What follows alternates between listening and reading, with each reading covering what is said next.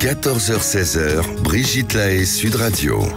Bonjour à tous, nous sommes ensemble durant ces 2 heures sur Sud Radio. Vous connaissez bien Philippe Breneau puisque c'est lui qui tous les vendredis vient nous parler de sexualité.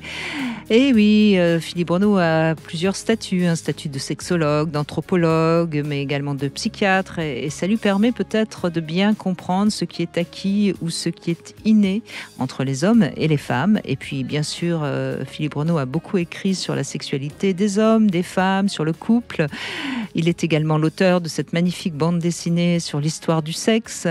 Et bien, durant ces 2 heures, nous allons profiter de ces connaissances pour évoquer la construction sexuelle d'un être humain, du petit être qui arrive au monde bien fragile. Il faut le rappeler, nous humains, quand on vient au monde, on est totalement fragile, contrairement à bien des mammifères.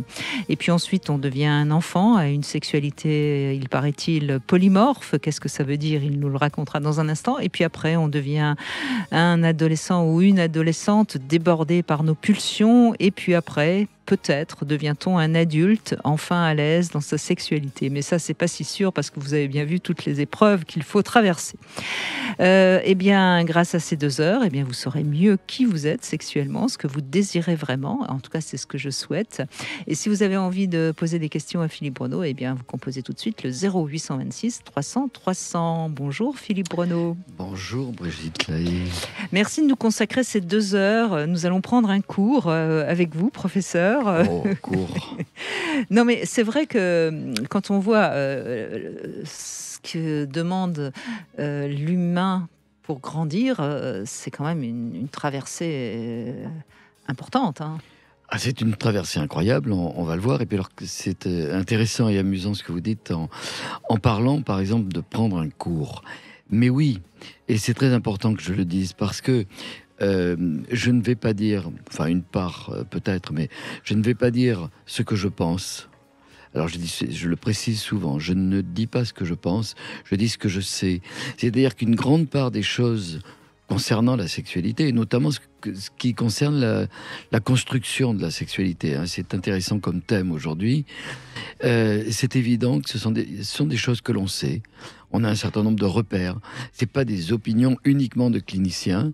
Et ce sont des choses assez solides qui permettent donc après de réfléchir qu'est-ce qu'on peut faire quand des choses sont difficiles. Et donc si on sait un certain nombre de choses sur la construction, c'est qu'elle se fait. C'est-à-dire que la sexualité d'abord est apprise. C'est quelque chose, j'allais dire qu'on sait très bien depuis une vingtaine d'années. Alors auparavant, on pensait, mais d'abord, spontanément, tout le monde va penser que c'est instinctuel. Tous les animaux se reproduisent, oui, bien sûr. On peut accepter qu'il y a une petite part en nous d'instinct. Moi, j'aime mieux utiliser le mot pulsion, mais bon, on est quand même une petite part animale, on va dire. Mais la majorité de notre construction, aussi bien psychique que sexuelle, elle est acquise, quoi. Alors, le plus intéressant, ça serait de penser qu'il n'y a pas de proportion. Pardon. Oui. Il n'y a pas de proportion, c'est-à-dire que la sexualité, comme un petit peu tout ce que nous avons, est 100% animale et elle est 100% humaine. C'est-à-dire que d'abord, il nous faut tous les équipements, on va en parler dans quelques minutes, mais il nous faut tous nos équipements biologiques. Nous avons des hormones, nous avons des neurones, quelques petites programmations. Et puis, il y a tout ce que la culture, ce que l'hominisation a fait, qui a amené à ce que et même avant les humains, déjà chez les grands singes qui sont notre famille, notre origine, il y a 4, 5, 6 millions d'années, nous étions très proches de ce que sont aujourd'hui les plus proches de nous, qui sont les chimpanzés. C'est-à-dire déjà chez les chimpanzés, la sexualité est apprise. C'est-à-dire beaucoup plus loin dans l'histoire de l'évolution, quelquefois elle est très stéréotypée. Ce sont par exemple les hormones qui guident l'ensemble de la chaîne. Il y a des synchronisateurs de l'environnement, par exemple les phases de la Lune, des éléments saisonniers qui vont déclencher la sécrétion des hormones, qui vont à ce moment-là, par exemple, on va le voir dans beaucoup d'espèces de mammifères, le fait même que la femelle entre en œstrus, c'est-à-dire ait des signes extérieurs de la réceptivité. Et qu'elle soit donc fécondable. Et qu'elle soit fécondable. Donc on va amener la période, ça se dit, c'est terme d'œstrus qui est un peu scientifique, c'est le fait qu'une femelle soit en chaleur au niveau, c'est-à-dire qu'elle est bourrée d'hormones, et à ce moment-là, effectivement, elle recherche le contact d'un mâle. Elle est prête à copuler, ce qui n'est pas le cas si elle n'est pas dans cette phase. Voilà, mais en même temps, les mâles ne le sont pas en dehors de cette phase. C'est-à-dire qu'à ce moment-là, c'est vrai, mais on a quand même, on constate notamment chez le cheval et chez le chien, puisque c'est des animaux que je connais très très bien, Philippe Bruno, on constate chez certains chiens mâles une tendance quand même à essayer de monter des femelles, sauf qu'on peut penser que c'est presque plus par domination que par désir sexuel. Alors on pourrait se poser plusieurs questions, parce que entre les animaux dans la nature et les animaux, par exemple les animaux domestiques, chien, chat, échappent un petit peu aux règles naturelles. Ensuite, on a vu des copulations, on a vu des comportements érotiques en dehors des périodes de disponibilité. Donc ça existe aussi. Mais en très grande majorité, chez la plupart des mammifères qui sont notre famille, eh bien, c'est lorsque, par exemple, la femelle a tous ces signes de réceptivité que le mâle va avoir un déclenchement notamment de l'érection, et que vont se faire les rapprochements. Donc, il y a toute une chaîne qui est très organisée, très bio-organisée par l'environnement, alors que chez nous, cette chaîne existe fondamentalement, mais elle est très organisée par l'apprentissage et par l'environnement, mais qui est l'environnement social, c'est-à-dire les signaux extérieurs, la construction sociale. Et pour résumer tout ça, moi je crois que c'est quelque chose qui résume bien, et j'insiste auprès de mes étudiants et donc tous vos auditeurs, pour comprendre que la sexualité humaine, elle est comportementalement apprise, c'est-à-dire qu'on va apprendre des comportements, et notre histoire est faite de notre propre histoire. Et elle est socialement construite, c'est-à-dire en fonction des images que propose la société. Dans notre société, qui propose beaucoup d'images d'intimité, auxquelles on a accès très facilement, par exemple, à du porno tous les jours, si on le désire. C'est quand même assez différent de sociétés très contraignantes, dans lesquelles on n'a accès à aucune image, et où, en définitive, quelquefois, le désir va très peu s'éveiller. C'était le cas chez nous il y a plus de 50 ans. Les 50 dernières années sont une montée progressive des images de la sexualité dans la société.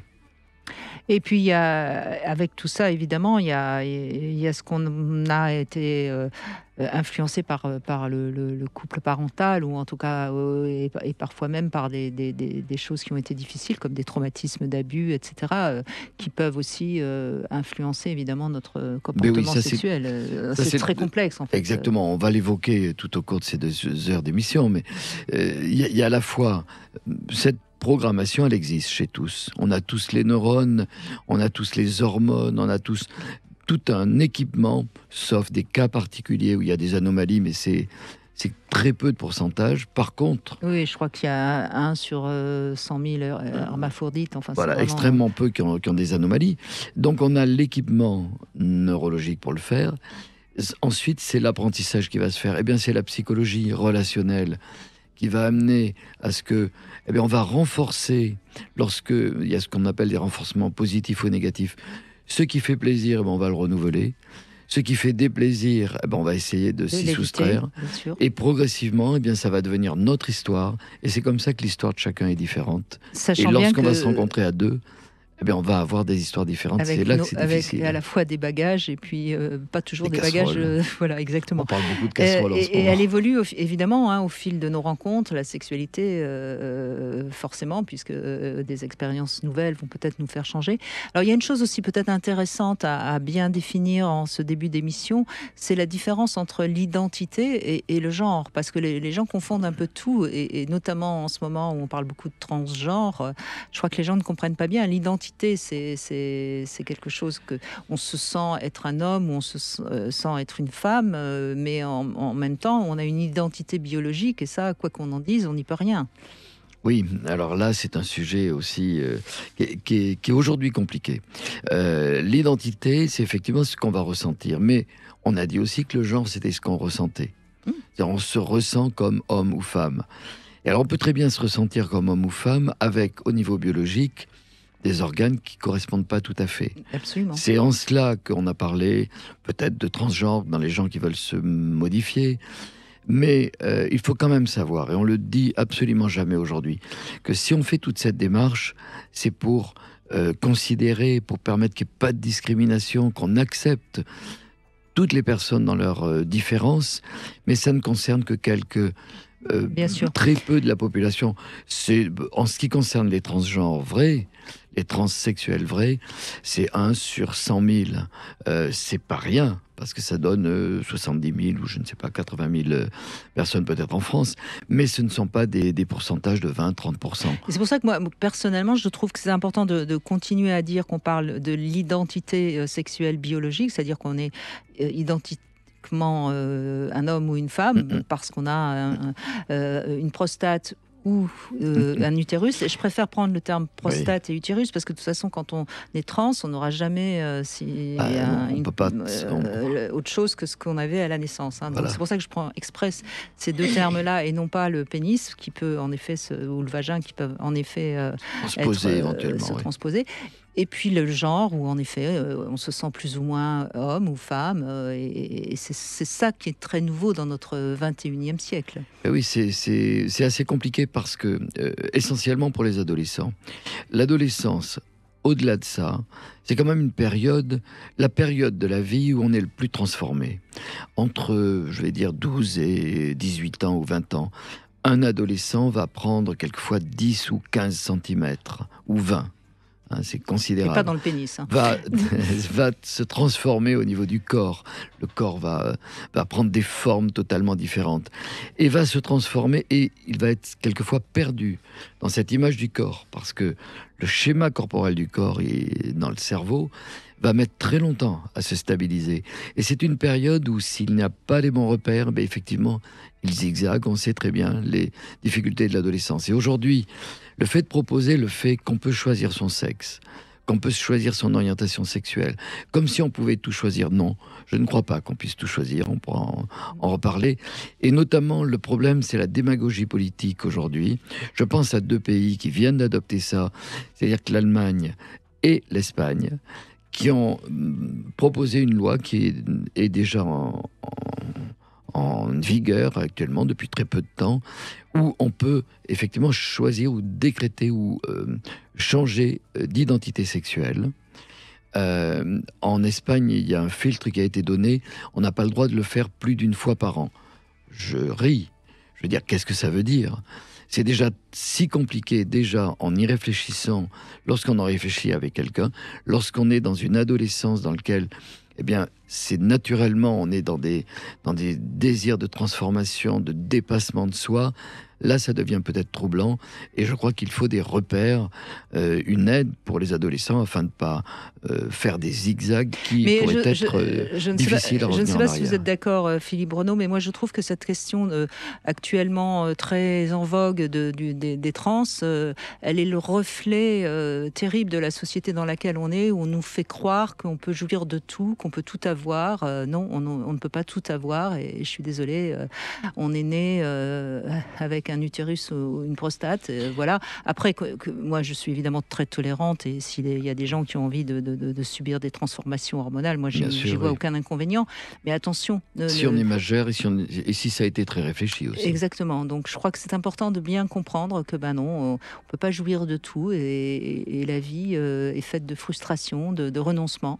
Et c'est comme ça qu'on peut se construire et devenir adulte.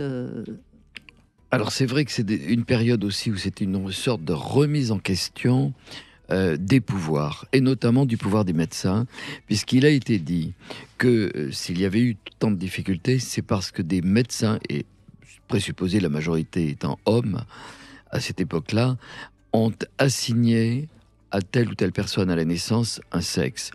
Ce ne sont pas que des hommes. Il peut y avoir des sages-femmes, il peut y avoir des observateurs. À la naissance, effectivement, on a des organes masculins ou féminins apparents. C'est ce qui va déterminer le fait qu'on assigne un sexe. Ensuite, il y a une toute petite partie, c'est beaucoup moins de 1%, beaucoup moins de 0,5%, dans lequel il y a des ambiguïtés pour lesquelles autrefois on donnait des prénoms qui pouvaient être des deux genre, on va dire aujourd'hui, c'est-à-dire Claude, Dominique, ainsi de suite. Mais on sait très bien que ces ambiguïtés, on va devoir y réfléchir. Pour certaines, il y a des problèmes biologiques. Ben, pour d'autres, aujourd'hui, on voudrait que ça soit, comment dire, décidé par la personne, ben, que la personne le décide. Oui, bien sûr, quand elle est majeure, mais en étant conseillée pour essayer de bien comprendre dont il s'agit. On va parler de tout ça avec vous, bien sûr, et on va retrouver Elisa dans un instant sur Sud Radio. 14h-16h, Brigitte Lahaie, Sud Radio. Philippe Bruno est avec nous et nous évoquons donc la construction sexuelle. Venez nous dire comment votre sexualité s'est construite au fil du temps. Et nous avons Elisa qui est avec nous. Bonjour Elisa. Bonjour Brigitte, bonjour Philippe. Donc vous avez eu un début compliqué puisque vous avez subi des abus, des attouchements quand vous étiez petite, c'est ça ? Oui, exactement. J'ai subi des abus étant petite, mais j'ai également subi des viols, des violences sexuelles plus tard aussi adolescente. Donc réellement, oui, ça a un impact sur ma construction sexuelle Bien sûr. De bout en bout complètement. Et donc, comment vous avez démarré votre sexualité, je dirais, de manière personnelle et non pas subie ? De manière personnelle, tout s'est un petit peu mélangé justement parce que la première relation, ça a été ces viols en fait au final, avec une personne beaucoup plus âgée que moi et qui a eu une influence et c'est quelque chose dont je me suis rendu compte vraiment récemment. Après réellement, oui, ça s'est fait un tout petit peu plus tard, mais il y a toujours il y a toujours ces casseroles qu'on traîne, et que ce soit dans la sexualité réellement ou même dans le rapport amoureux, dans le rapport du couple. C'est vrai que et ça reste compliqué de se situer et d'arriver à faire quelque chose, d'arriver à avancer. Bien sûr, mais comment vous parleriez de votre désir à vous ? Alors moi, je fais partie de ces personnes justement qui se relèvent de traumatismes sexuels en ayant une sexualité très importante.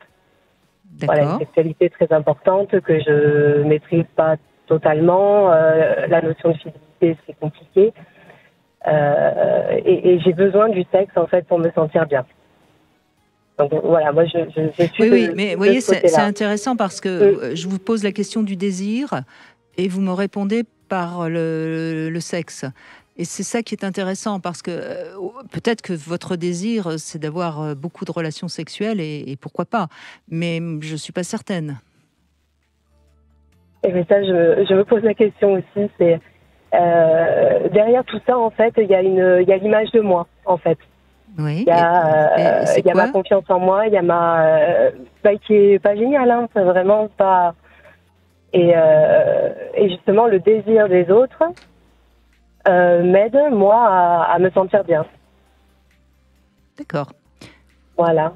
Et il y a toujours, et puis il y a ce sens aussi dans une relation amoureuse ou sexuelle, j'ai toujours ce sens du faut se sacrifier, faut prendre sur soi pour l'autre.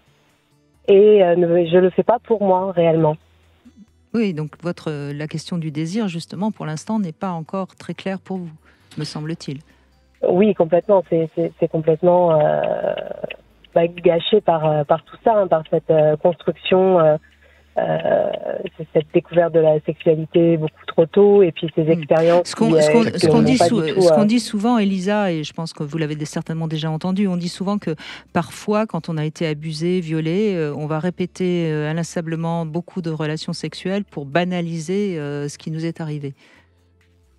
Oui, je suis tout à fait d'accord, parce que c'est vrai que je vais avoir des pratiques sexuelles un petit peu violentes aussi, un petit peu on est dans ce fantasme du viol entre guillemets aussi, donc il y a cette reproduction, ça c'est certain. Et c'était à quel âge, Elisa, alors les attouchements, j'avais 6 ans, les viols, j'en avais 14, et j'ai subi une tentative d'agression sexuelle avec violence. Réellement, j'en avais 16. Oui, c'est compliqué parce que quand, tel que vous le racontez, vous avez une succession de premières relations et les relations successives qui ne sont presque négatives et qui se ressemblent. C'est-à-dire un peu comme si vous mettiez, à partir d'une première expérience, que vous mettiez en danger, et d'une certaine façon, que l'on voit souvent dans les intrusions. Moi, j'aime bien dire ceci, qu'aujourd'hui, nous sommes dans une période où, chez deux adultes consentants, la sexualité peut être totalement libre. Il n'y a qu'un interdit majeur, c'est l'intrusion de la sexualité des adultes dans celle des enfants, parce que ce n'est pas encore construit lorsque vous avez 12 ans. Et les deux types de réactions que l'on voit, c'est soit une inhibition forte, et certaines personnes ne vont avoir soit plus du tout de sexualité, soit des manques, du post-trauma qui revient au milieu de la vie, soit ce que vous racontez, qui a l'air d'être une sorte de compulsion. Alors, soit pour se rassurer, vous dites bien, pour essayer d'avoir plus confiance en moi, soit peut-être, est-ce que ce n'est pas aussi pour retrouver une relation qui, un jour, soit tellement satisfaisante qu'elle puisse effacer toutes les autres? Je ne saurais pas vous dire. C'est vrai que vous touchez un point. Oui, bien sûr, je sais pas du tout vous dire. C'est normal, mais en même temps, pour l'instant, ça semble vous permettre d'aller bien. Donc c'est pour ça qu'il ne faut pas non plus trop toucher à tout ça. Mais on va revenir avec vous, Elisa, et on va revenir avec vous sur la question de l'amour, justement, parce que vous avez visiblement eu une relation avec un de vos agresseurs, me semble-t-il, dans ce que vous nous avez raconté. Donc on va essayer de comprendre aussi où vous en êtes aujourd'hui sur la question de l'amour. 14h-16h, Brigitte Lahaie, Sud Radio. Philippe Breneau est avec nous et nous évoquons donc la construction sexuelle et on le sait que lorsqu'on a eu une intrusion sexuelle avant on va dire 15 ans, puisque la majorité sexuelle aujourd'hui elle est de 15 ans, donc voilà, c'est un repère que donne la loi et je le trouve assez intéressant. On sait à quel point ça détruit. Moi j'aime bien ce que dit Bruno Clavier, un abus sexuel c'est une mort intérieure, donc c'est ça qu'il faut entendre. En tout cas, il y a quelque chose qui est mort intérieurement. Voilà, et moi j'aime bien souvent parler de l'élan vital, de ce désir qui est en nous, et quelque part il a été volé par quelqu'un d'autre avec violence, d'où ce terme de viol évidemment. Elisa, je vous posais la question de l'amour. Vous avez été, si j'ai bien compris, à un moment donné, vous êtes resté avec un de vos agresseurs. Oui, c'était plus ou moins ma première relation pour moi c'était ma première relation, mais en définitive c'était une emprise, c'était un adulte de mon milieu familial d'ailleurs. En plus, en plus. Et c'est vrai que c'est une prise de conscience très très récente d'ailleurs, et qui éclaire énormément d'ailleurs sur mes difficultés actuelles. Ça porte un nom. L'emprise avec quelqu'un du milieu familial proche, ça porte un nom, c'est en général incestueux. Oui, c'est vrai. Oui, ce qui est encore pire que l'abus. Hein. Mais de même que je pense que quand vous aviez 6 ans, c'était certainement aussi quelqu'un de proche, de toute façon. Aujourd'hui, est-ce que vous avez quel âge, Elisa, aujourd'hui ? J'ai 32 ans aujourd'hui. D'accord, 32 ans, donc vous êtes encore très jeune. Hein. Tout va tout doucement se mettre en place. Mais est-ce que vous avez déjà aimé quelqu'un, un homme ou une femme ? Oui. Il n'y a pas de souci. J'aime même un peu trop facilement. Parce que j'ai cette recherche de la sécurité, D'accord. Mais ça, me rassurer. Ça, c'est plutôt bon signe, de ce que vous soyez capable d'aimer. Moi, ce que je trouve intéressant, vous voyez, Elisa, chez vous, c'est qu'il y a cette envie de vivre, quoi. Il y a cette envie. Alors, bien sûr, on peut imaginer que dans cette recherche de sexe, il y a une recherche de réparation, mais je trouve qu'il y a quelque chose de cet ordre-là, de cette envie de vivre. Alors maintenant, peut-être qu'il faut aller chercher un peu plus loin ce que vous ressentez quand vous vous offrez comme ça au tout venant sexuellement. Qu'est-ce que vous ressentez avant, pendant et surtout après ? Oui, je pense que Mais je pense que voilà, comprendre récemment l'impact qu'a eu cette première relation entre guillemets sur ma vie, d'emprise, oui. Voilà, cette emprise et la façon dont ça a impacté justement mes relations, que ce soit sexuelles ou amoureuses. Effectivement, j'ai un travail à faire là-dessus et je suis lancée dedans. Et je pense que oui, j'ai beaucoup à apprendre de ça. Oui, votre liberté, elle va dépendre de là. C'est-à-dire que pour l'instant, vous n'êtes pas encore assez libre, visiblement, parce que vous avez tout ce vécu qui vous emprisonne dans un cheminement réparateur, mais qui quelque part empêche la liberté de votre propre désir. Mais en même temps, certainement qu'il vous protège. Donc, moi, je ne suis pas pour vous dire surtout arrêtez. Non, oui. Non. Je pense que c'est un équilibre, certes, qui n'est pas, voilà, mais qui quelque part vous tient bien. Donc, je suis pas très inquiète pour vous. Mais je pense que ce qui serait important, c'est d'essayer d'aller tout doucement sur vraiment ce que vous ressentez au plus profond de vous, et ça va vous permettre de retourner à ce que vous avez ressenti en amont, et donc pouvoir le dépasser. Complètement. Alors c'est vrai complètement d'accord. Brigitte vous oriente vers le fait de ressentir, et c'est vrai parce que c'est par le ressenti qu'on retrouve les ressentis intérieurs et qu'on peut faire des liens, ça certainement. Mais je me posais aussi la question, et c'est sûrement la démarche que vous faites lorsque vous dites que c'est un travail que vous allez faire. Vous pouvez vous interroger sur ce que vous recherchez, ce que vous ressentez, ce que vous recherchez, c'est-à-dire quel est le désir profond, notamment je reviens sur le terme, alors c'est pas que vous, beaucoup d'auditeurs, d'auditrices peuvent le ressentir, c'est vrai autant pour les hommes que pour les femmes, dans la compulsion qui nous est possible aujourd'hui. C'était pas vrai il y a quelques décennies, parce que la rencontre est beaucoup plus facile aujourd'hui. La compulsion a beaucoup de rencontres.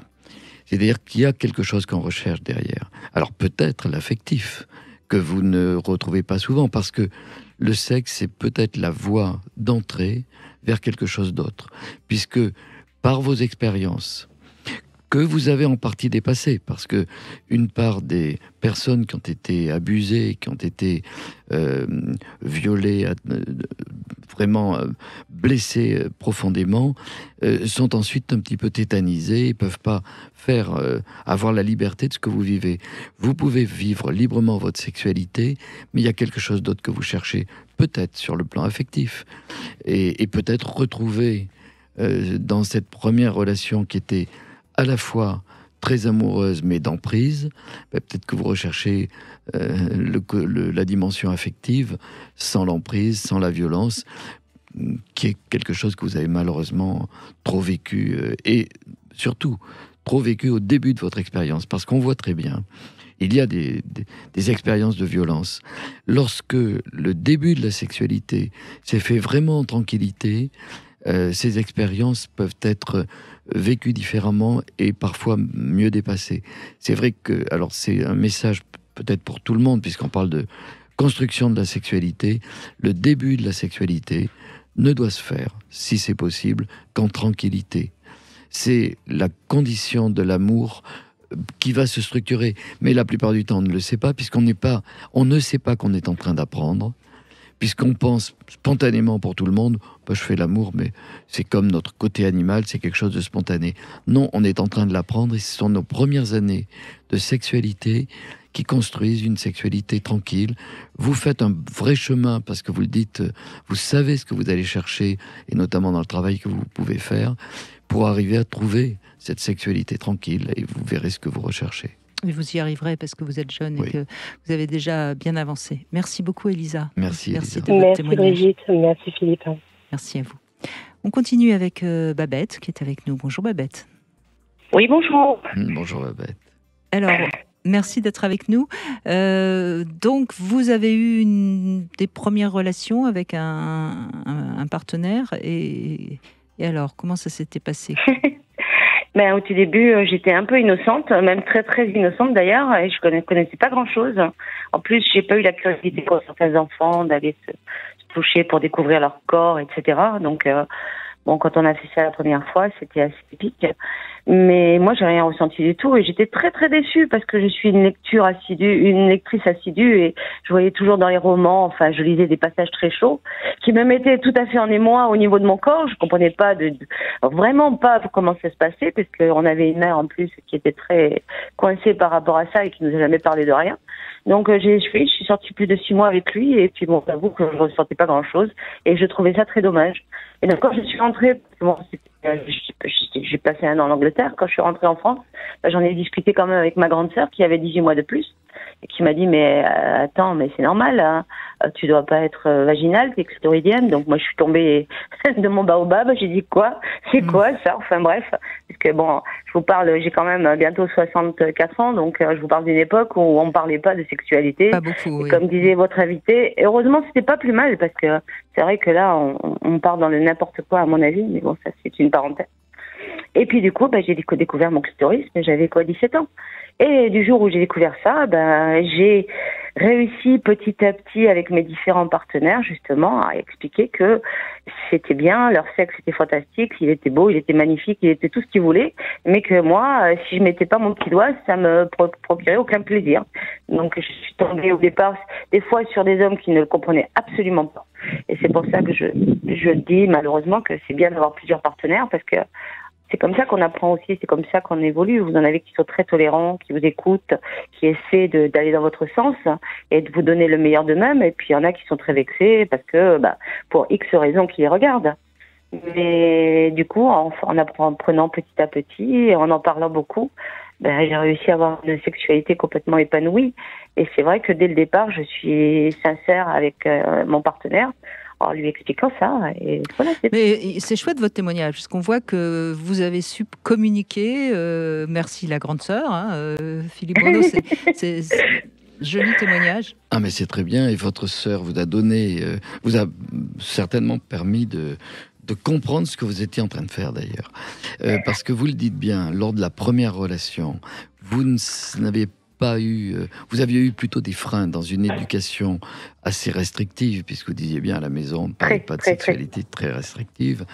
Et vous avez commencé par une relation donc avec quelqu'un et dans lequel vous disiez je ne ressens rien.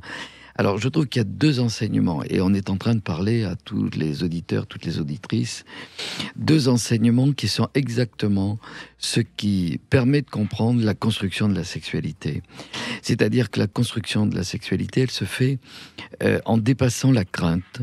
La sexualité, là je peux pas m'étendre là-dessus, mais ça serait un autre volet, tiens Brigitte, une autre fois, c'est de parler du fait que la sexualité s'est organisée dans le monde animal, et pour nous aussi, par rapport au signal angoisse.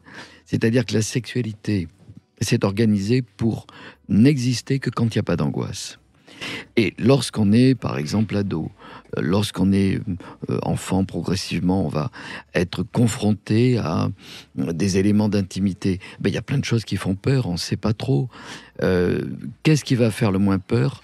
C'est quelquefois quelqu'un du même sexe.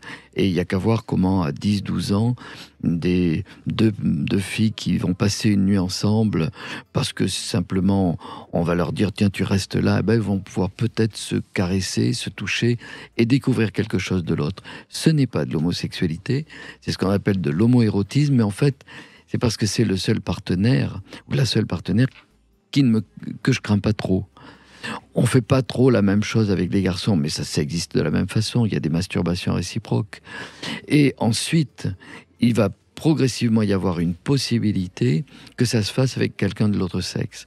Par contre, il y a une étape essentielle, première, qui est la personne qui fait le moins peur auparavant, c'est soi-même.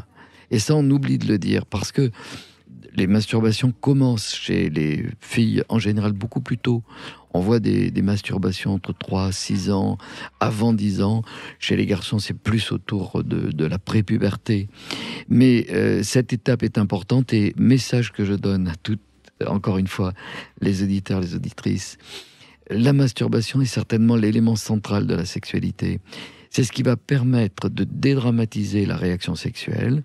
C'est-à-dire que j'apprends les réactions avec moi-même pour pouvoir les vivre avec d'autres vers lesquels je vais être attiré. Qu'on soit attiré par les garçons, par les filles, peu importe. C'est-à-dire qu'à ce moment-là, cette étape-là, elle est essentielle. Et vous venez de le dire, Babette, c'est-à-dire que ça vous a permis, lorsque vous le découvrez, d'être ensuite tranquille avec les personnes que vous voulez rencontrer. Et deuxième, et je termine là-dessus, c'est un peu long, mais deuxième chose qui est l'enseignement des 40 dernières années, on s'est rendu compte que c'était l'expérience, c'est-à-dire le fait, comme vous disiez, d'avoir plusieurs partenaires, qui permettait de dédramatiser la sexualité et d'apprendre notre propre sexualité pour pouvoir le vivre avec tous les partenaires qui sont différents. C'est les deux éléments qui permettent de comprendre ce thème d'aujourd'hui qui est la construction de la sexualité.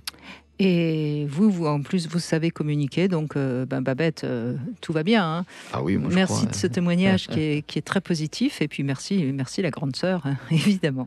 Merci Babette, merci à vous. Allez, on va faire une petite pause et on va continuer. Et on va donner la parole à un homme maintenant qui va nous parler également de sa construction, de sa sexualité. C'est Thomas qu'on retrouve dans un instant. 14h-16h, Brigitte Lahaie, Sud Radio. Philippe Bruno est avec nous. Vous êtes également l'auteur de cette bande dessinée, je le rappelle, hein, qui est intéressante parce que elle est sortie en nouvelle édition intégrale et augmentée. Et c'est aux éditions Les Arènes. Et dans cette BD, c'est une belle manière de mieux comprendre la sexualité humaine tout en s'amusant parce qu'elle est vraiment très très chouette. C'est une incroyable histoire. Oui, c'est une incroyable histoire. Bonjour Thomas. Bonjour. Bonjour Thomas. Merci d'être avec nous. Alors là, on va évoquer l'orientation sexuelle avec vous, puisque vous êtes attiré par les hommes, et ça, vous le savez depuis très longtemps. Hein. Oui, moi, depuis très très jeune, depuis l'âge de 6-7 ans, j'avais déjà des attirances vers mes cousins, ou des hommes, des garçons très proches de moi. Mais l'attirance était sexuelle, mais à l'époque, je ne le savais pas, en fait. Je mettais pas le mot sexe sur cette attirance. Pour moi, c'était juste un corps que je trouvais joli. C'était vraiment un tout. C'est en grandissant que j'ai compris qu'en fait, j'étais attiré sexuellement, mais c'était plus par rapport à la découverte, en fait. Oui. Et alors, donc, quelle était votre, si vous vous en souvenez, quelle était votre relation avec les petites filles de votre âge? C'était des copines. D'accord. Des copines, simplement. Mais vous aviez plus envie d'être en compagnie d'un garçon parce que ça remuait plus en vous des sentiments. Ah, tout à fait. Il y avait beaucoup plus d'intérêt, beaucoup plus d'interaction, beaucoup plus de titillement. Je me posais plein de questions. Et c'est vrai qu'avec les filles, non, les filles, c'était vraiment jouer à la poupée. On faisait plein de choses, mais il n'y avait aucune question. C'est une chance parce que quand, dès 6 ans, on sent qu'on est attiré par les garçons, ça doit faciliter l'adolescence, non? Ah, complètement. Parce que pour moi, si vous voulez, je suis né comme ça. C'était évident, oui. Ah, oui, tout à fait. Ah, mais complètement. Là, pour le coup, je me suis jamais posé la question. Il faut dire peut-être, Thomas, que vous n'avez pas trouvé d'obstacle à le penser. Peut-être que vous étiez dans un milieu aussi qui n'était pas restrictif, qui ne condamnait pas la sexualité, notamment. C'est possible. Est-ce que c'était assez tolérant? Non, pas du tout. J'étais pas à part ma mère qui est extrêmement tolérante. Ah bah quand même, c'est ça. Mais pas son mari pour le coup. Non, oui, mais d'accord, sûr. mais maman, pour les homos, en plus, c'est pas rien. Excusez-moi, je plaisante exprès. Hein. Bien sûr, je comprends bien. Et puis, comme vous dites, c'était pas votre père, c'est son mari. Oui, donc du coup, voilà. Mais hormis ça, j'ai jamais fait attention à ce qu'on pouvait éventuellement penser. J'ai toujours vécu vraiment pour moi, en fait. Oui. Alors, vous savez qu'on dit un peu comme ça. Moi, j'aime bien de temps en temps faire de la psychanalyse de bas étage. Ça m'amuse beaucoup. Mais en même temps, je trouve que ça aide beaucoup à comprendre des choses tout à fait évidentes. On dit qu'il y a 2 sortes de raisons d'être homosexuel en tant que garçon. C'est soit parce qu'on recherche le père, soit parce qu'on est tellement proche de maman qu'il est hors de question qu'une autre femme prenne sa place. Oui. Et là, dans votre cas, je crois que c'est la deuxième... Tout à fait. Tout à fait. Puisque ma mère et moi, nous étions extrêmement fusionnels. Bien sûr. Donc, voilà. Oui, donc les autres petites filles n'avaient aucun intérêt. Exactement. Mais oui. Moi, ce que je trouve formidable, Thomas, c'est la façon dont vous en parlez de façon très tranquille et j'espère que vous êtes très bien dans... j'aime pas dire dans votre homosexualité, parce qu'il n'y a pas besoin dans votre intimité, dans votre sexualité à vous, il n'y a pas besoin de stigmatiser en donnant un mot. Et peut-être, et certainement avec vos proches, et peut-être même dans le milieu professionnel, j'en sais pas. Parce que très souvent, malheureusement, il y a encore beaucoup de freins à ce que ça soit compris ou accepté. Alors j'ai ma meilleure amie qui me dit tout le temps, et depuis des années, qu'il est impossible de ne pas m'aimer. Parce qu'elle dit que je suis solaire et que j'attire tout le monde. C'est vrai que j'ai une tendance un peu à fédérer, à énerver aussi certains, parce que les profils sont un peu spécifiques, oui. Mais en général, je fédère beaucoup. Et voilà, c'est toujours la bonne ambiance et c'est ce que je privilégie en tous les cas. Donc non, je ne rencontre pas forcément de problème. Ben, vous vous assumez parfaitement bien déjà, donc vous ne donnez pas le dos pour qu'on vous critique ou qu'on vous juge, parce que de toute façon, quand on s'assume parfaitement bien, il n'y a pas la faille où l'autre peut s'engouffrer. Oui, et ça doit être le secret en effet. Et puis je crois que vous êtes aussi le reflet de notre époque lorsqu'elle est positive, c'est-à-dire qu'on peut vivre de façon pleine, entière et satisfaisante, et j'espérerais, c'est pas le cas pour tous, que ça soit le cas pour tous les gens qui vivent telle ou telle orientation sexuelle. C'est très rare, ça a été rarement le cas dans l'histoire. C'est rarement le cas même au niveau de l'humanité. L'Occident, c'est 12% de l'humanité, dans lequel, même en Occident, il y a beaucoup d'endroits où on n'est pas très libre. Et je voudrais simplement rappeler, alors non pas les auditeurs de l'émission de Brigitte, qui sont quand même informés de beaucoup de choses et ouverts, mais que l'homosexualité est une orientation, une variation naturelle de l'orientation sexuelle humaine. Parce qu'il y a quand même énormément, pour l'instant, encore de restrictions, de gens qui ne comprennent pas que c'est quelque chose de tout à fait normal, que ça a toujours existé, que ça existera toujours, et qu'on doit être très libre de vivre l'attirance, l'orientation et l'identité que l'on ressent.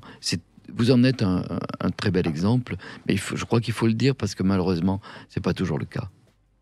C'est clair, je suis d'accord avec vous. Après, c'est pas un combat de tous les jours non plus, mais c'est vrai que c'est pas tous les jours simple. Mais pas seulement qu'on est bien dans sa peau et que les choses sont claires pour soi. Après, peu importe qu'on rencontre des obstacles, j'ai envie de dire, on avance, quoi. Et puis, voilà, après, on va y cavaille. Oui, mais de toute façon, on peut pas plaire à tout le monde, qui qu'on soit, de toute façon, et évidemment. Mais c'est vrai, vous avez raison, Philippe Renaud, rappelons-le que on est dans un pays où on peut affirmer son orientation. Oui, et peut-être Thomas aussi, c'est parce que vous êtes très bien construit. Alors, je ne parle pas de sexualité. Non.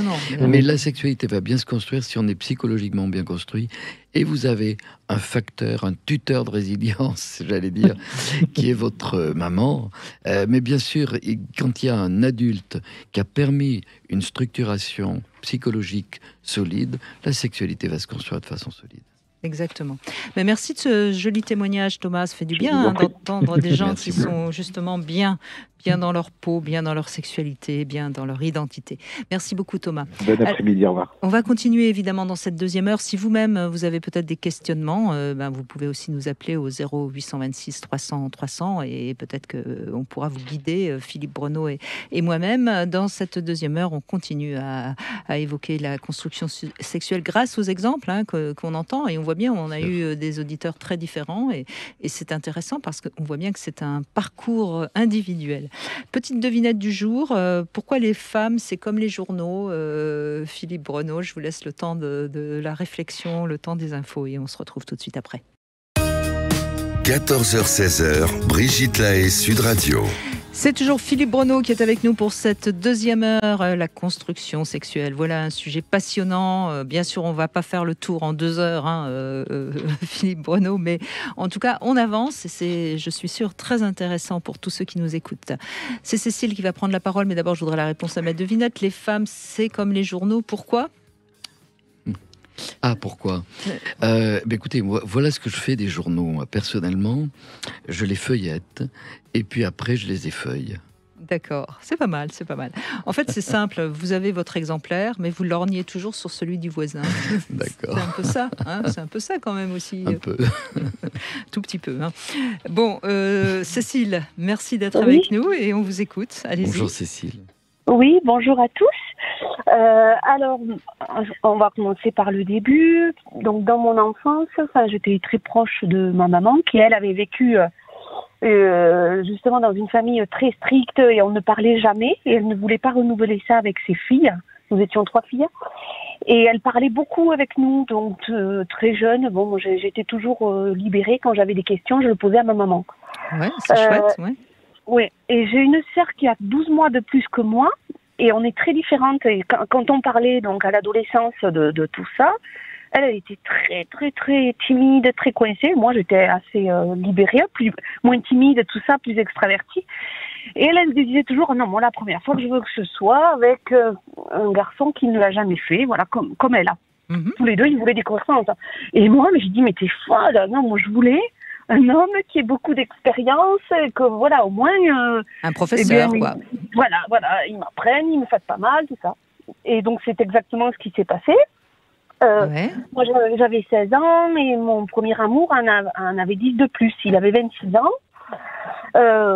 Donc, ça a duré 3 ans. Et après, bon, il est parti, on s'est quitté par un très bon terme parce que il se doutait que lui, que je voudrais avoir d'autres expériences parce que j'étais quand même très jeune. Ça lui faisait peur de s'investir avec une jeune fille. Donc, voilà, on s'est séparés. Mais bon, j'ai été malheureuse quelques mois, mais ça a été. Et du coup, donc, concernant la découverte de la sexualité, ça s'est fait super bien, évidemment. Tout en douceur, j'ai envie de dire. Ma première jouissance, ça a été par le biais d'un cuni. Donc, j'ai commencé par découvrir ça comme ça, avant de connaître la pénétration. Vous étiez pas du tout masturbée ? Jamais. Alors ça m'est arrivé beaucoup plus tard quand je me suis séparée. J'étais en manque avec maman. J'ai découvert ça. C'est là où on pourrait se dire que votre maman, elle aurait quand même pu un petit peu transmettre ce message-là aussi. Peut-être qu'elle l'avait pas connu. C'est ce que j'allais vous dire, parce qu'après, j'en ai parlé. Et en fait, elle, non, c'est pas son truc, elle. Parce que pour elle, c'est pas son truc, mais pour elle, c'était une période où c'était très interdit, surtout si elle avait une éducation très stricte. C'était vraiment le grand interdit, c'était la masturbation. Parce que la masturbation était très dangereuse.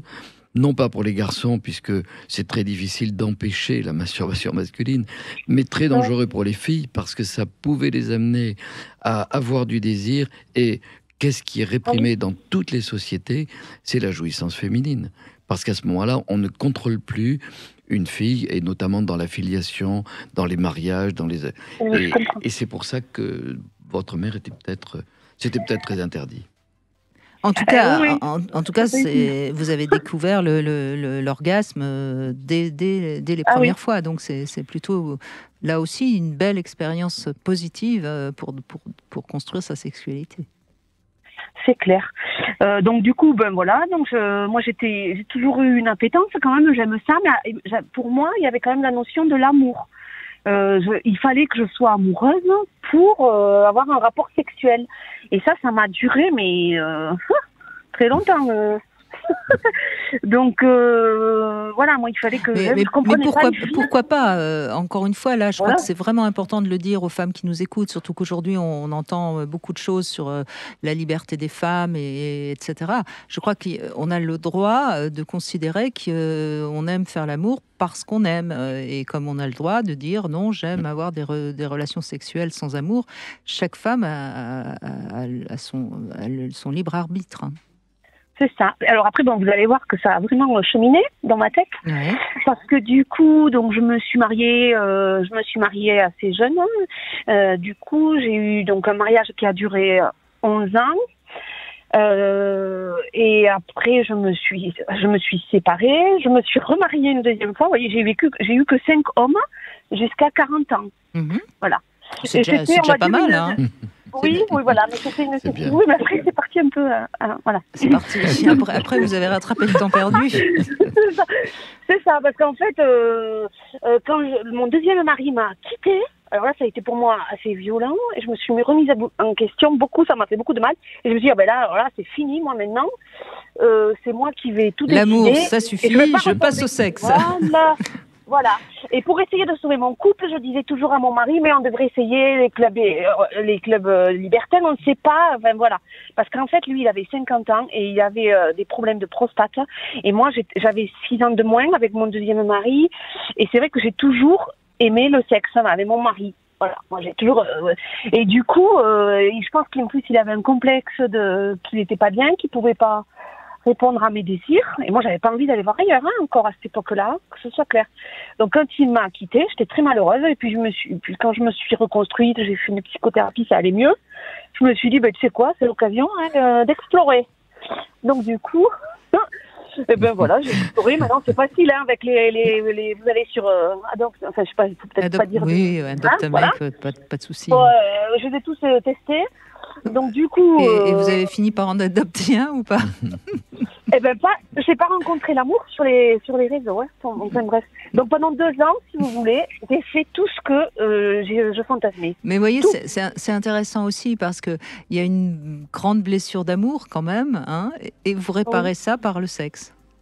Ben oui, et qu'est-ce que ça m'a fait du bien. Mais absolument, mais vous savez, moi je ne cesse de dire que le sexe peut être très réparateur. Bien sûr. Voilà. Et puis je trouve, Cécile, ce qui est intéressant, c'est que vous avez vraiment fait un travail de réflexion sur vous, que ce soit avec quelqu'un ou avec vous-même, parce qu'on voit quand vous dialoguez, vous parlez à vous-même. C'est arrivé à 2 ou 3 reprises que vous dites « je me dis ceci ». Mais oui, c'est-à-dire qu'en fait, vous vous interrogez, vous vous posez des questions sur vous-même. Vous êtes un bel exemple de cela. Moi, je voudrais souligner une autre chose que j'ai écoutée dans votre histoire personnelle avec vos 3 sœurs. Et vous dites bien, c'est très intéressant, toujours pour notre construction de la sexualité aujourd'hui. Vous dites, on a une mère qui avait un milieu très strict, et c'était tout à fait habituel que la génération avant pouvait être, que ce soit dans la religion, que ce soit dans des valeurs traditionnelles, en tout cas on ne parlait pas de sexe, et elle a voulu au contraire vous donner une éducation plus libre. Et vous dites, vous en parlez que de vous, ma sœur était très timide, très réservée, vous n'avez pas raconté la suite de l'histoire, peu importe, et moi j'étais très libre. Ça montre bien que 2 personnes avec les mêmes parents, dans le même milieu, n'ont pas la même éducation. C'est-à-dire qu'en définitive, en fonction de nos personnalités, des temps de vie, par exemple, l'aîné ne vit pas la même chose que le suivant, et ainsi de suite, le rang dans la fratrie, les influences de vie. C'est-à-dire que nous avons tous des parcours personnels qui va construire notre psychologie relationnelle et notre sexualité. Et comme vous dites, après, vous n'avez pas eu les mêmes partenaires que votre sœur. Et vous avez une expérience qui est complètement différente. Voilà. Quand ma sœur est née, j'ai dit, mais tu sais combien de rapports on a dans l'année? J'ai dit, c'est tous les 3 ou 4 mois. Elle m'a dit, quoi? Oh, moi, 2 fois dans l'année, ça me suffit. À 40 ans, ma sœur, c'est ça. Et en fait, ça lui va. Je dis, écoute, si ça te convient, tant mieux, moi non. Mais ce qui est important, c'est que ça lui convienne. Voilà, ma petite sœur, qui était quand même plus sous mon influence, parce qu'elle a 3 ans de moins, elle était plus comme moi. Mais pour finir, quand même, si vous voulez. Oui, vous en êtes où maintenant, alors, justement? Parce que, voilà, pendant 2 ans, vous voyez, j'en avais. Bon, ça reste entre nous, j'allais dire. Oh, bah oui, bien sûr. Personne nous écoute. On est tous les 3, vous inquiétez pas. J'en avais 3 dans chaque ville, puisque je suis commerciale, donc voilà. D'accord.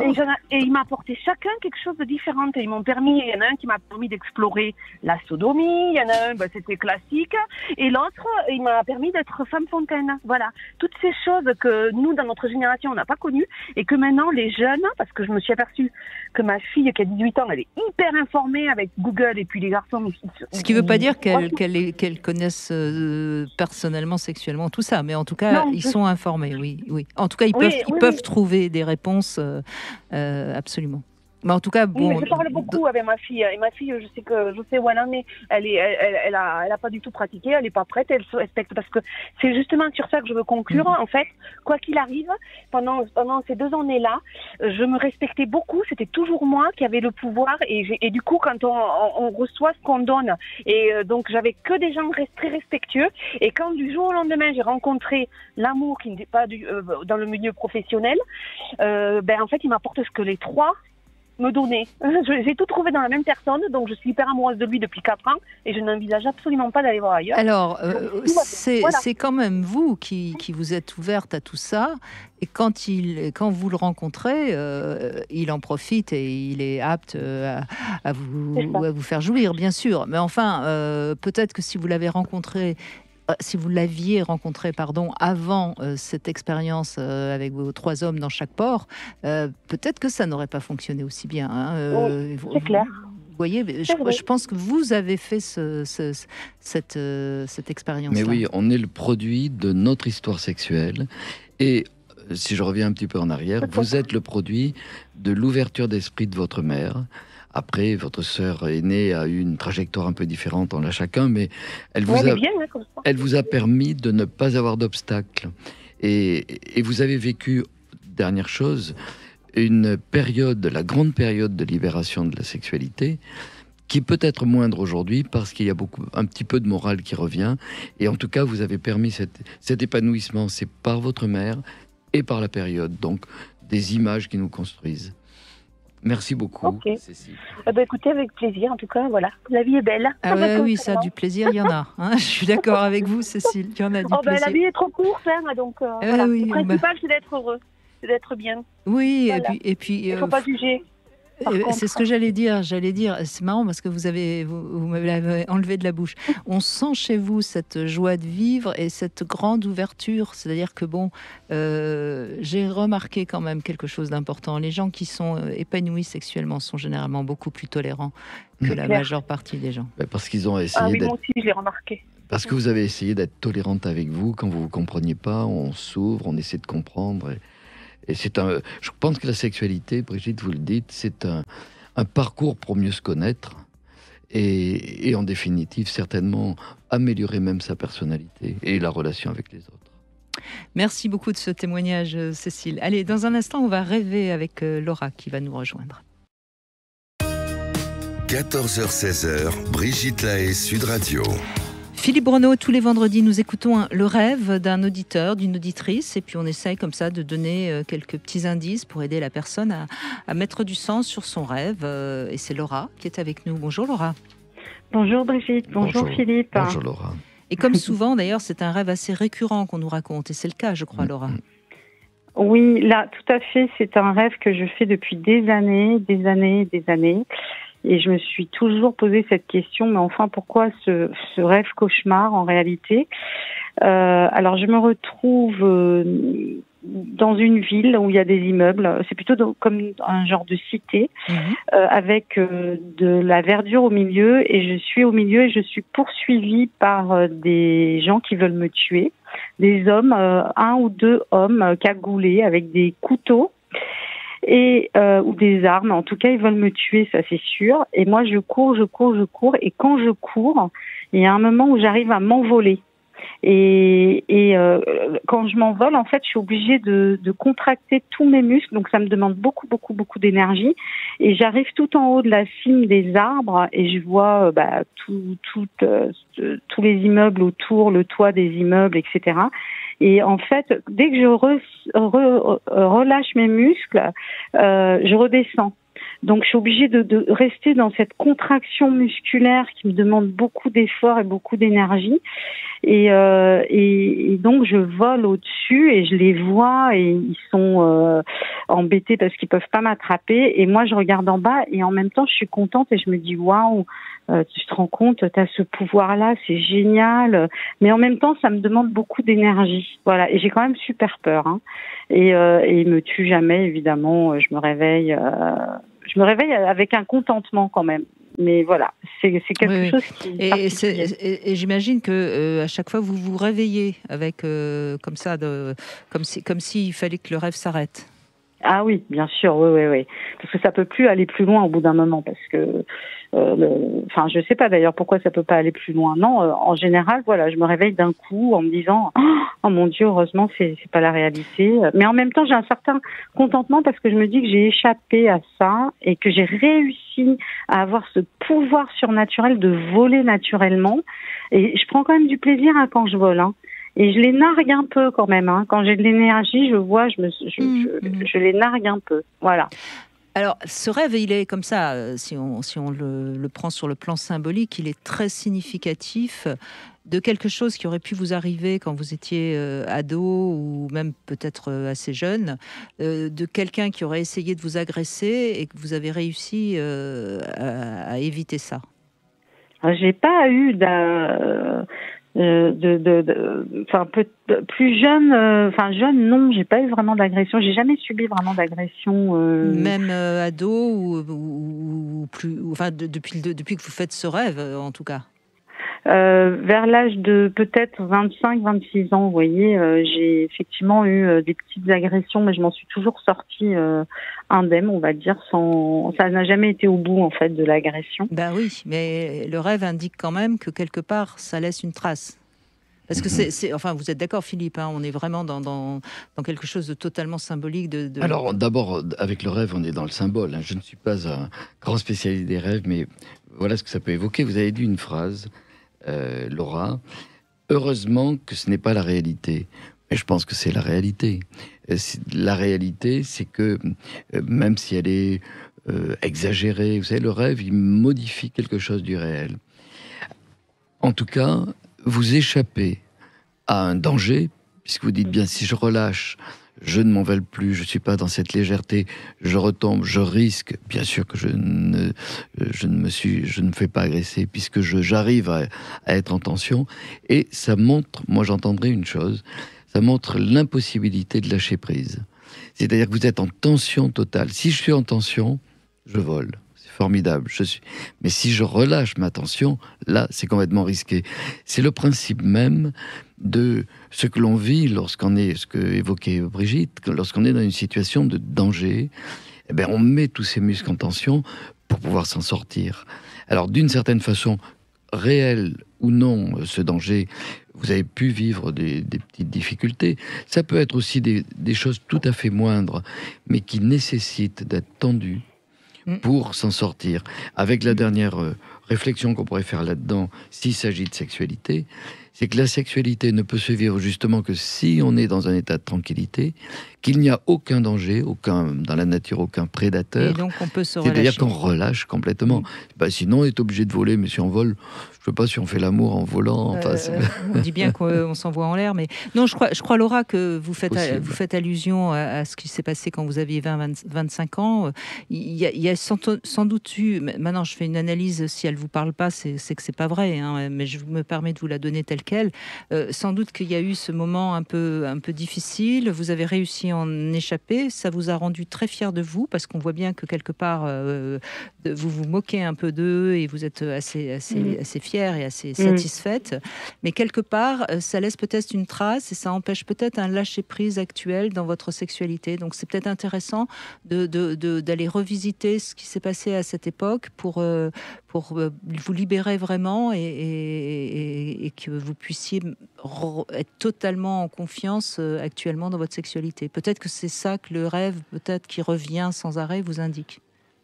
Oui, alors ça résonne un peu en moi quand même, parce que j'ai le sentiment d'être tout le temps sur le qui-vive en réalité tension, dans ma vie et en tension. Ouais. Et j'ai du mal à être dans le lâcher prise pour plein de choses. Oui. Et parce que, alors est-ce que ça pourrait être du fait que j'ai subi plusieurs, alors on peut pas dire des agressions graves, j'ai pas été violée, pas des choses comme ça, mais j'ai eu quand même en fait j'ai eu des très très grosses peurs dues à des agressions, mais ça peut être verbal ou physique. Ça m'est arrivé de me battre, mais j'en ai eu plusieurs, on va dire, vivant dans une grande ville. Lorsque j'étais jeune, j'ai été obligée plusieurs fois de me défendre dans la rue ou dans des situations un peu, voilà. Et j'en ai eu plusieurs, j'en ai eu vraiment beaucoup, peut-être une dizaine, on va dire. Et c'est vrai que aujourd'hui, je suis toujours très très prudente lorsque je sors le soir, ou je suis toujours en tension, même lorsque je vais faire mes courses. Je ne veux pas dire que je suis parano, mais si vous voulez, je suis quelqu'un d'extrêmement observatrice en réalité, et tout le temps sur le qui-vive. Et effectivement, là, ça résonne en moi. Vous le dites bien, parce que ce que vous racontez dans le rêve, c'est vous racontez une personne qui est sur le qui-vive, puisque si je ne suis pas vigilante, j'abandonne mes défenses, il y a des gens qui m'attendent et je risque. C'est d'ailleurs que ça fait penser aussi à une autre chose, dans ce lâcher-prise.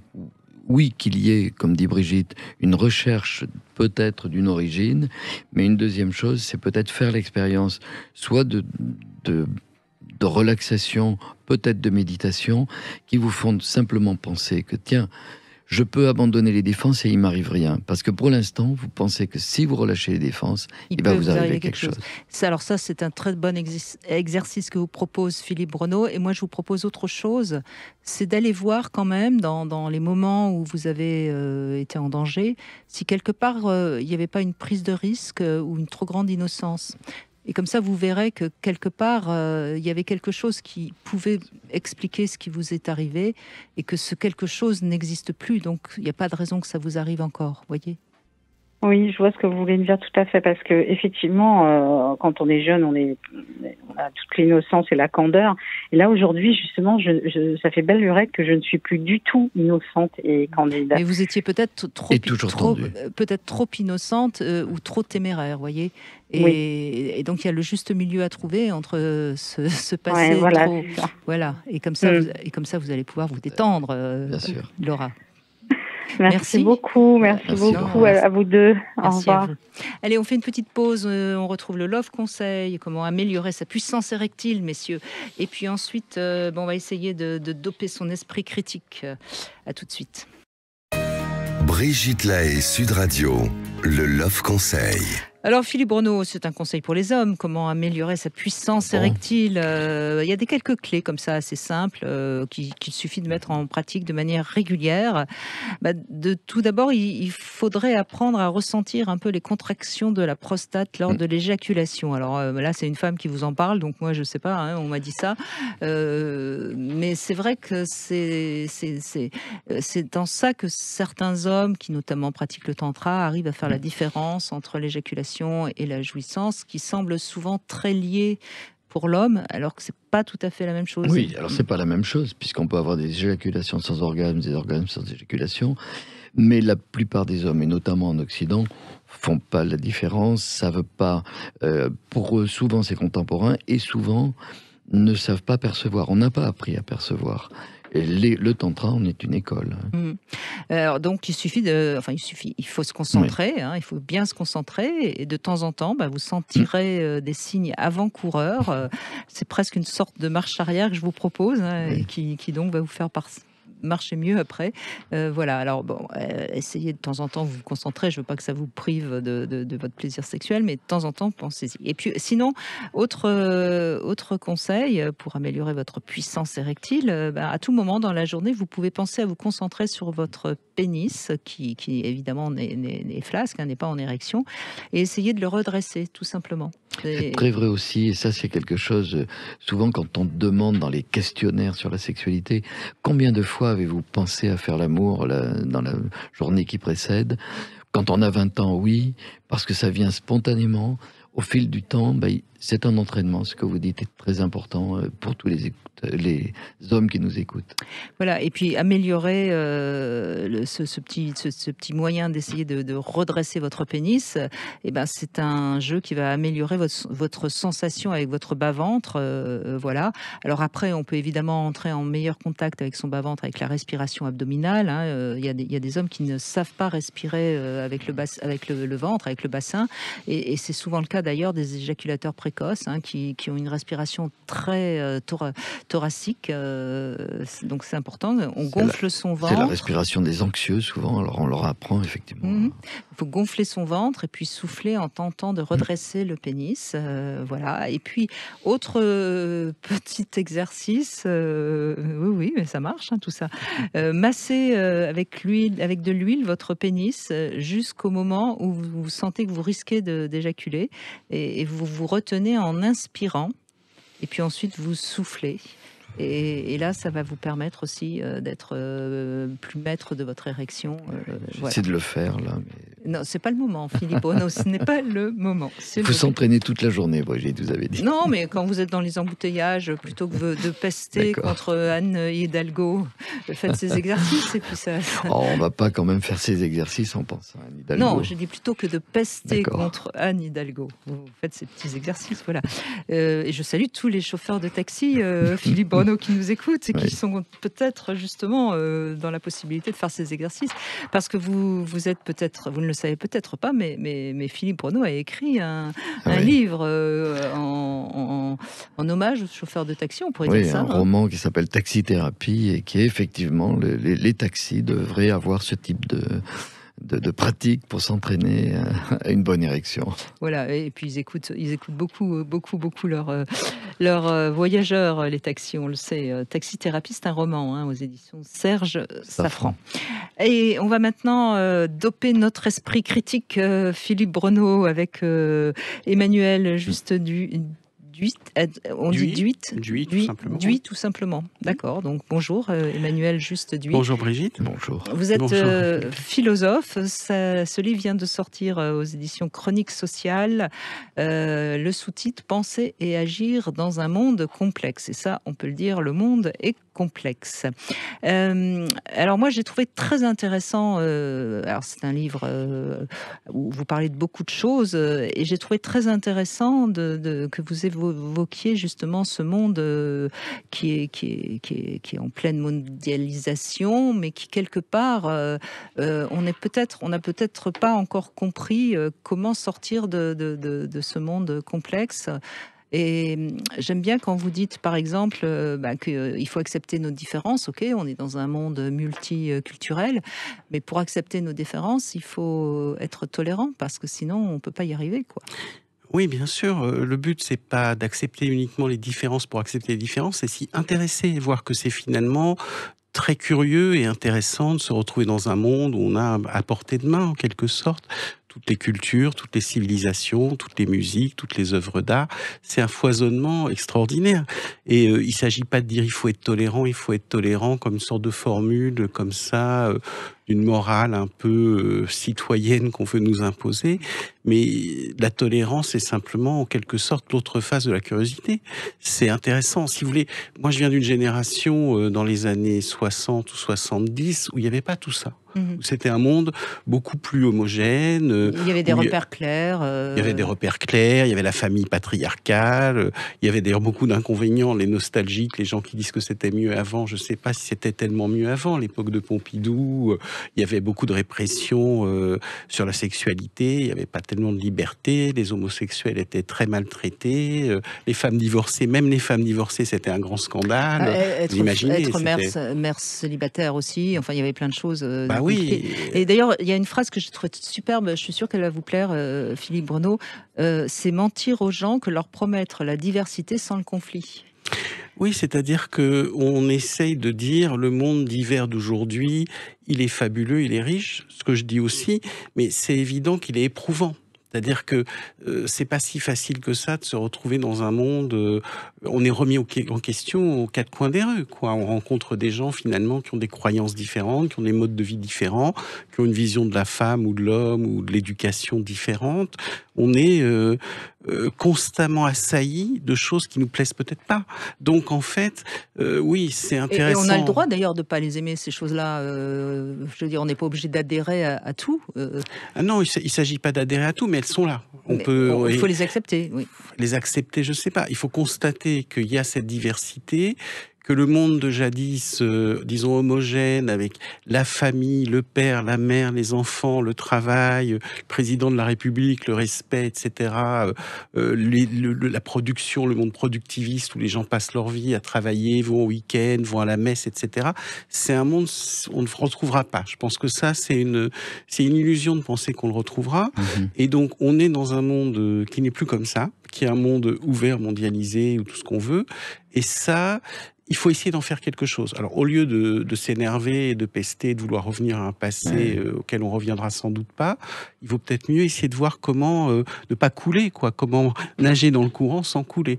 Et moi, ce que j'ai essayé de faire, c'est une sorte de guide, pas exactement pratique, mais de l'état d'esprit qu'on pourrait avoir pour, je dirais, vivre cette différence, vivre ce pullulement de choses, ce pullulement d'informations et essayer d'en tirer le meilleur. Parce qu'on est évidemment un peu fatigué aussi de toutes ces informations. Donc comment faire pour dépasser cette fatigue de toutes ces informations, de toutes ces chaînes Netflix, chaînes Internet, abonnements, gens, discours contradictoires.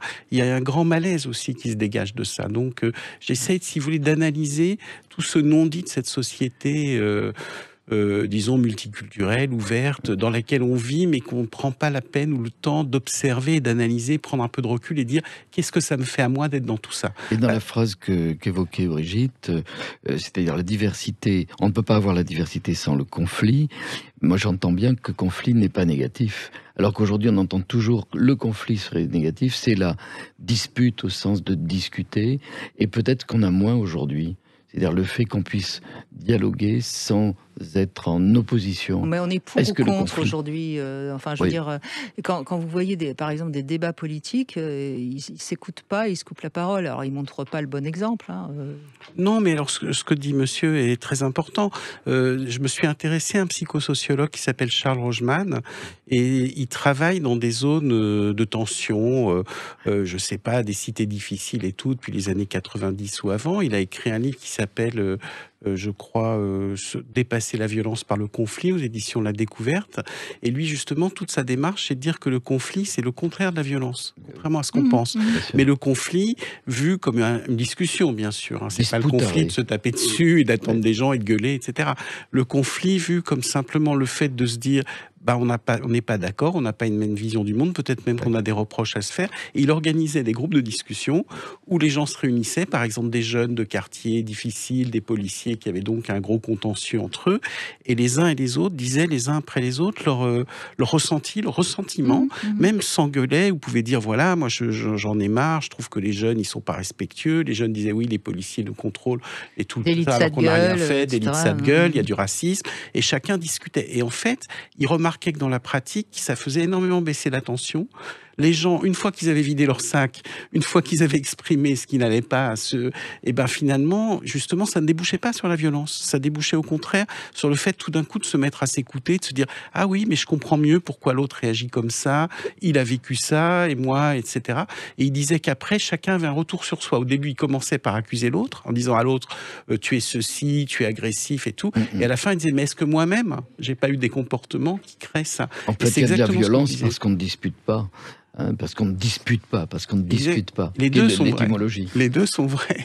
D'ailleurs, au Moyen-Âge, les philosophes du Moyen-Âge, les philosophes chrétiens du Moyen-Âge, ils appelaient ça les débats, ils avaient créé des débats très organisés, très méthodiques, qu'ils appelaient des disputatio. Ils se réunissaient, et le mot dispute, en fait, au départ, c'était ça, ne pas être d'accord et donner des arguments. Et c'est pour ça que je plaide, c'est-à-dire pour ce conflit non violent et intéressant. Et je dirais cette confrontation positive, quoi, voilà. Alors Emmanuel Juste, lui, vous parlez aussi de la confrontation des idées au réel. Et c'est vrai que ce qui est intéressant, on le voit bien maintenant, hein, les gens vont aller chercher, notamment sur les réseaux sociaux, ce qui va correspondre à leurs idées, à leurs croyances, et on en oublie finalement la réalité, quoi. Alors, bon, la réalité, c'est pour un philosophe, en plus, sans être philosophe, c'est une vaste notion. Non, mais il y a quand même des choses qui sont réelles. Principe de réalité, quand même. Il y a, disons, du factuel. Si je vois là un verre sur la table, on va dire, est-ce que le verre est sur la table ou non? Si quelqu'un me dit il n'est pas sur la table, il y a un problème. Ben oui, mais quand on entend qu'il y a, je crois, 8% des gens qui pensent que la Terre est plate, ça fait peur quand même. Oh, plus que ça. Plus que ça, oui. Vous allez me faire passer une mauvaise soirée, Philippe Bruno. Oui, il y a beaucoup de gens qui... Non, mais vous voyez, je veux dire, là, enfin, ça va, quoi. Si on en est là, c'est quand même inquiétant à l'époque du 21e siècle où on a des informations partout. Ça veut bien dire qu'il y a un problème du réel. C'est-à-dire, vous avez prononcé un mot qui est important, c'est information partout. Il y a surtout un problème des informations. Parce que, bon, le réel auquel chacun accède, c'est ce qu'on a autour de nous, finalement. Ce qu'on voit, les gens qu'on rencontre, les rues dans lesquelles on va, les milieux dans lesquels on va. C'est ça pour chacun d'entre nous le réel. Là où on veut accéder à un réel qu'on ne connaît pas, c'est par l'information. Mais l'information, elle est complètement fragmentée, elle est complètement divisée par milieu. Vous pouvez être dans un milieu, bon, je dirais pas, on n'arrête pas de dire que la Terre est plate, mais vous pouvez être dans des milieux, j'imagine, où il y a des tas de gens qui vont sans arrêt faire tourner en boucle des faits, de ce qu'ils considèrent être des faits ou des arguments allant dans leur sens, qui va être, je sais pas, ce qu'on appelle les différentes théories du complot aujourd'hui, que des êtres malfaisants dirigent le monde d'une certaine façon, des lobbies, etc. Et ils vont trouver tous les faits qui vont dans ce sens-là. C'est-à-dire, il y a des millions et des millions de faits, des milliards de faits à chaque seconde. Donc en fait, le processus, c'est un peu bizarre de dire ça, mais il y avait un philosophe des sciences qui s'appelait Karl Popper et qui disait il y a suffisamment de faits dans le monde pour qu'on trouve des justifications à n'importe quelle théorie. C'est-à-dire qu'on va choisir dans tous les faits qui existent certains faits qui vont dans le sens de ceux où on veut aller, et on va voir que ça. Et vous avez des sites internet, par exemple, qui vous donnent que les méfaits de tel ou tel genre, par exemple, que les méfaits de la police, ou que les méfaits des migrants, ou que les méfaits... Et donc, les personnes qui sont là-dedans, ils vont avoir accès à une info qui n'est pas forcément des fake news, qui est peut-être vraie. Peut-être que la police fait effectivement pas mal de violences contre des jeunes et tout ça. Peut-être qu'il y a des migrants qui, parmi les millions de migrants qu'on a accueillis, font des choses pas bien. Il y a des gens qui font des choses pas bien partout, donc pourquoi pas parmi les migrants. Et donc, ces sites-là vont répertorier et vont aller uniquement dans un seul sens. C'est-à-dire qu'ils vont donner des faits et ils vont créer une réalité partielle et parcellaire au lieu de voir l'ensemble. C'est-à-dire ils vont focaliser sur quelque chose au lieu de voir que, bon, il y a certains faits, mais il y en a d'autres. Il y a des tas de gens issus de tas de communautés qui font des tas de trucs bien. Il faut voir ça aussi. Quand on est dans les mouvances un peu trop de droite, on voit que les choses négatives qui viennent de l'autre, entre guillemets, alors que les autres cultures, les autres civilisations, nous apportent aussi plein de choses très positives. Il faut voir les deux. Il faut toujours essayer de voir les deux, avoir un esprit un peu complexe. Un éloge de la diversité. Éloge de la diversité, éloge de la curiosité, je dirais tout simplement. Le terme curiosité n'intervient plus beaucoup dans le débat public. En termes de diversité. On va faire une petite pause, Emmanuel Juste-Duy, Philippe Breneau. On va revenir sur ce livre pour doper son esprit critique. On en a besoin. Vous savez que je vous ai invité parce que j'ai feuilleté le livre et je suis tombée sur Krishnamurti, qui a été un de mes grands maîtres. Et donc ça m'a intéressé de me plonger un peu plus dans le livre. Et c'est pour ça que vous êtes là. Allez, on fait une petite pause. Et puis on va revenir justement sur ce monde difficile que nous traversons, mais qui est peut-être une ouverture à un autre monde. On se retrouve tout de suite.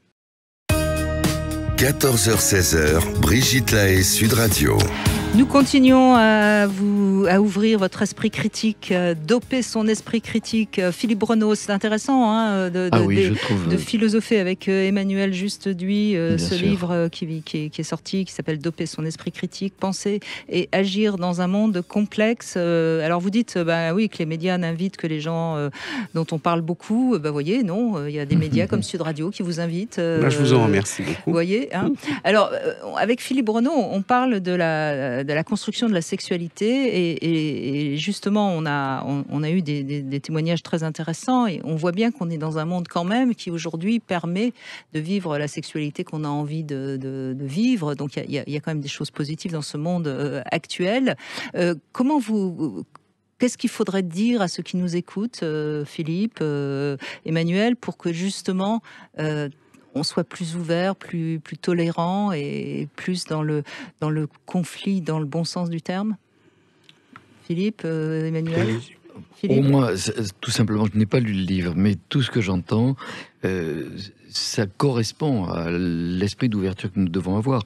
Accepter les différences. En matière de sexualité, et notamment de couple, toutes les solutions aux difficultés relationnelles sont souvent d'accepter les différences, accepter que l'autre soit différent, alors que toutes les difficultés viennent souvent de j'entendais qu'il change, j'étais persuadé, et puis il y a une sorte de mimésis qui est attendue. Et dans ce que vous évoquez, c'est quand même un facteur de tolérance, et je crois qu'il n'y a pas d'autre voie pour être bien intimement ou relationnellement avec un autre, c'est de tolérer la diversité dont on vient de parler et peut-être ce qui manque le plus, alors dernier mot, ce qui manque le plus, c'est l'esprit critique à notre période. Et c'était mieux avant, mais c'est vrai qu'on avait appris l'esprit critique, c'est-à-dire le recul dans le temps par rapport aux événements. Les nouveaux médias nous amènent une sorte d'émotion, d'immédiateté, il n'y a pas de médiation. Donc cette diversité, on peut l'apprécier si on a un esprit critique. Bon, alors sur la sexualité, ce qui est vrai, c'est que je crois qu'il ne faut pas avoir trop de modèles extérieurs. C'est-à-dire que ce qui est bien aujourd'hui par rapport à la sexualité, c'est que j'ai l'impression qu'il y a beaucoup de formes qui peuvent être expérimentées finalement. Il y a le couple traditionnel, pourquoi pas, le mariage, les gens qui vivent en couple homosexuel, le polyamour qui est très important. Le libertinage. Le polyamour, attention, le polyamour, c'est pas le libertinage, justement. Le polyamour réclame, vous avez dû sans doute en parler dans plusieurs émissions, mais réclame d'avoir des partenaires stables, mais plusieurs partenaires stables, parce qu'on est un être multiple et on peut correspondre à plusieurs personnes et avoir besoin de plusieurs relations pour son équilibre affectif. Sur le long terme, c'est pas papillonner, etc. Vous avez toutes sortes de possibilités. Et je trouve que ça, c'est passionnant de ne pas se fermer. Alors évidemment, c'est toujours pareil. C'est-à-dire que dans ma démarche, plus généralement, en dehors du problème de la question de la sexualité et de l'amour, je propose toujours la même chose. C'est-à-dire, c'est intéressant à un moment de s'ouvrir, de voir plein de choses, peut-être de faire plein d'expériences, à voir sexuelles, amoureuses, prenant ses précautions, en étant respectueux de l'autre, bien sûr, avec des conditions comme ça c'est évident. Et à un moment, on peut en avoir marre aussi de faire plein d'expériences. C'est-à-dire qu'on peut, c'est important, mais ça peut être une phase. Et après cette phase, peut-être s'arrêter, se poser un peu, et peut-être revenir à des choses plus classiques. Pourquoi pas? C'est comme pour la culture. On peut aller voir plein de cultures du monde, et puis peut-être après revenir à sa propre culture. Ça n'empêche pas. J'oppose pas les deux démarches, si vous voulez.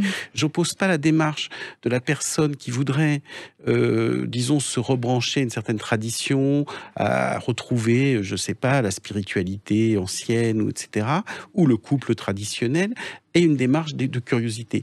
Simplement, je pense que c'est important à un moment de sa vie d'avoir une démarche d'ouverture et de curiosité. C'est ça qui nous permet d'avoir l'esprit critique, et cette démarche peut très bien nous faire revoir après la valeur de notre propre culture, ou la valeur du couple classique. Alors, on peut revenir au couple classique à la fin. C'est évident que Philippe Breneau et moi, on est d'accord avec vous, c'est évident, sauf que il y a beaucoup de gens qui ont peur et qui vont dire « Ah non, moi j'aime pas ça ».